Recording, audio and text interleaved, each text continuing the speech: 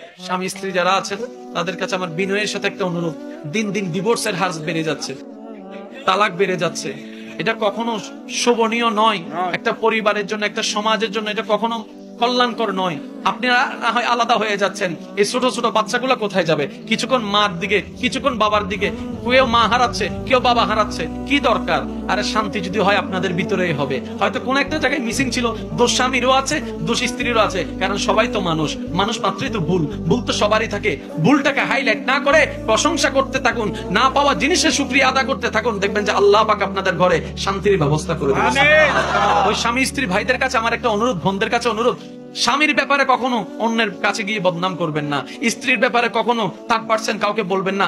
আপনাদের ভিতর যা হোক আপনাদের ভিতর রাখেন, কারণ তৃতীয় পক্ষ জানলে 5 বছর পর হলো সেটা নিয়ে ব্ল্যাকমেল করা শুরু করবে।